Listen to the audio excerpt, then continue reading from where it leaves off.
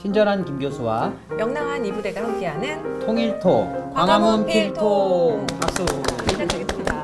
네, 오늘은 교수님, 오늘은 또 어떤 분을 모셨나요? 지난 가을에 맹활약을 하신 분입니다. 통일협약시민추진위원회 정현숙 집행위원장님을 모셨습니다. 정현숙 위원님 인사해 주세요. 네, 안녕하세요. 저는 통일협약시민추진위원회에서 집행위원장을 맡은 흥사단에서 조직국장으로 일하고 있습니다. 정현숙입니다. 반갑습니다. 환영합니다. 네, 위원장님 반갑습니다. 네. 통일협약시민추진위원회라고 굉장히 명칭도 긴 위원회 집행위원장을 맡고 네, 계신데요. 네네. 그 위원회에서 하는 일과 예. 성격에 대해서 좀 소개를 해주세요. 시민이 주체가 된다라는 거고요. 그다음에 사회적 대화를 통해서 궁극적으로는 통일협약을 체결하겠다라는 그런 목적을 다 담은 이름이라고 할 수 있습니다. 그 통일협약이라는 게 지금 저희 문재인 정부에서 중요하게 추진하고 있는 어떤 통일 문제에 대한 사회적 합의 이것들을 좀 실현하기 위한 그런 기구 그렇게 이해하면 될까요? 민간 NGO 단체들이 있잖아요. 있는데 그렇다면 지금 집행위원장으로 몸담고 계시는 통일협약시민추진위원회는 이게 다르다. 그 특징 좀 딱 잡아주시겠어요? 그러니까 공론화라는 차원에서 이 사회적 대화가 추진되는 건데 공론화에서 가장 중요한 게 대표성이잖아요. 그러니까 대표성을 어떻게 증명할 것인가.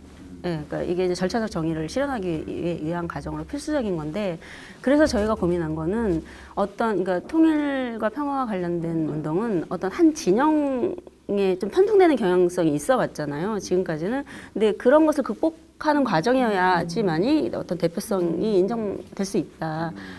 그런 문제의식 속에서 이제 진보 진영의 시민사회 단체를 대표하는 한국 시민사회단체 연대회의, 그다음에 보수 진영을 대표하는 범시민사회단체 연합, 그리고 중도를 대표하는 흥사단이나 YMCA 그리고 YWCA. 그래서 이제 시민사회의 이념적 지형인 진보, 보수, 중도를 모두 다 아우르면서 동시에 이제 종교계를 포함해서 종교계를 대표하는 단체가 한국 종교인 평화회의거든요.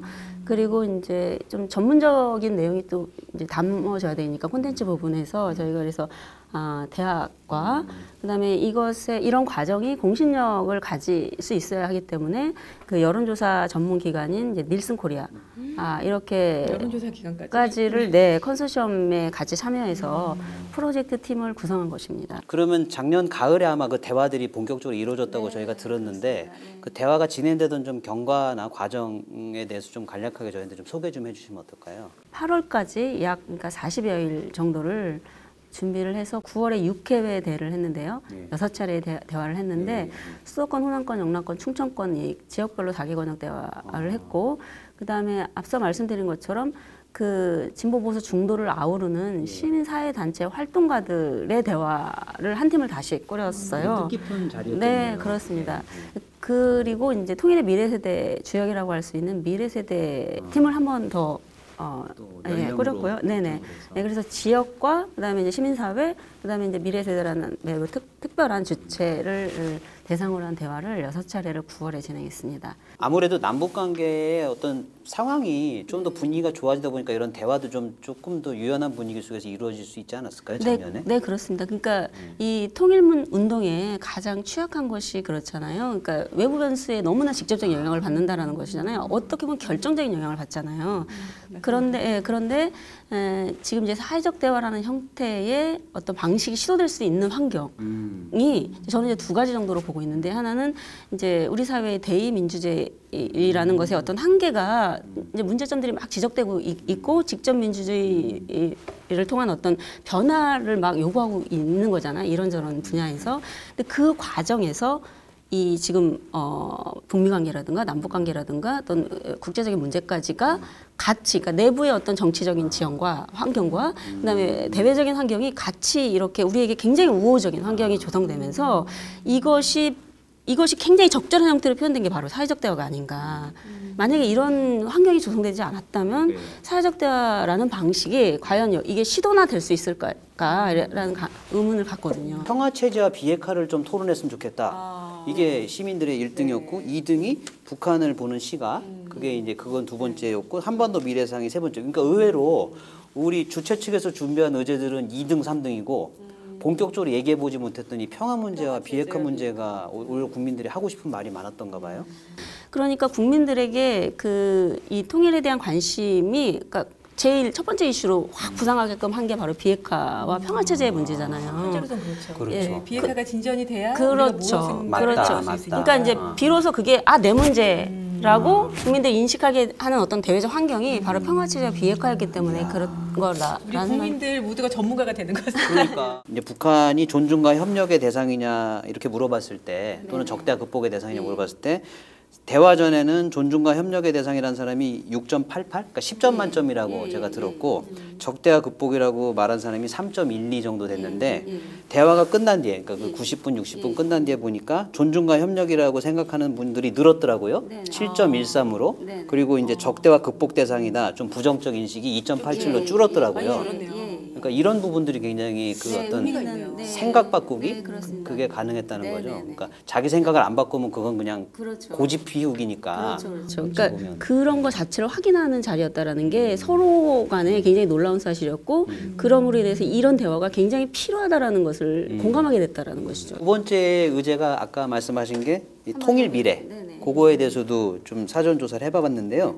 그러니까 이건 되게 흥미롭더라고요. 그러니까 질문이 체제 공존을 원하느냐, 미래로 체제 통합, 그러니까 완전한 통일을 원하느냐 물어봤더니 대화를 시작하기 전에는 공존을 원한다는 사람이 4.79였고 그다음에 통일, 체제 통합을 원한다는 사람이 5.21이었는데 대화가 끝난 뒤에는 체제 공존을 원한다는 숫자가 5.40으로 올라가고 체제 통합, 그러니까 하나의 국가를 빨리 만드는 거에 대한 것들은 오히려 조금 더 신중해지는 여론, 그러니까 4.60으로 좀 떨어졌더라고요. 이것도 상당히 지금 우리 일반 국민들, 저희 광화문 필통에서도 한번 다뤘었는데 좀 점진적인 어떤 교류를 통해서 평화 공존을 일단 좀 하겠다는 그런 의사가 나타난 거네요. 네, 여기서도. 그렇다고 볼 수 있습니다. 어쩌면 좀 덜 부담스럽기도 하겠네요. 그렇습니다. 공존이라는 게 일차적으로. 그러니까 통일 문제는 이제 국민이 이제 좀 멀게 느끼는 문제라고 한다면 평화의 문제는 삶의 문제로 인식할 수 있는 어떤 그런 포인트가 있고 여기서 중요한 건 이 사회적 대화가 바로 그런 과정에서 굉장히 중요한 수단으로서 방법론으로서 유의미하다라는 것이죠. 이게 이제 통일 국민 협약이라는 방식으로 우리가 이제 그 외부 변수로 인해서 내부의 어떤 통일 정책이나 통일 운동이 그 약화되거나 혹은 이렇게 추진되지 못하는 그런 환경을 어떤 그 국가와 국민이 약속을 통해 가지고 내부에서는 흔들리지 않게 가자. 지속 가능한 통일 그렇죠. 정책에 정말 그렇죠. 어떤 기반을 마련이 되는 그런 네네. 위원회가 되겠네요. 네네. 그래서 통일 약속이라는 게 바로 그것을 목표하고 있는 건데요. 그 남한 내에서의 어떤 사회적 대화라는 틀이 그 남북 대화로 향해 갈 수 있도록 할 수 있는 어떤 이 통일 협약이 그것까지를 포괄할 수 있는 어떤 제도적 장치가 된다면 훨씬 더 힘이 있을 수 있고 그리고 이제 그런 것을 지향하는 내용을 담는다고 한다면 우리 국민들의 참여가 훨씬 그러니까 추진력이 더 훨씬 더 있을 수 있겠다. 우리 내부에 어떤 중심이 잡히고 중지가 모아지고 거기에 흔들리지 않게 가는 거. 그게 어떻게 보면 통일로 가기 위한 첫 번째 걸음인 것 같은데요. 이 정도로 마무리 말씀 마칠까요? 네, 감사합니다, 유선생. 예, 오늘 광화문 필통 정현석 집행위원장님 모시고 마무리하겠습니다. 감사합니다. 고맙습니다. 감사합니다.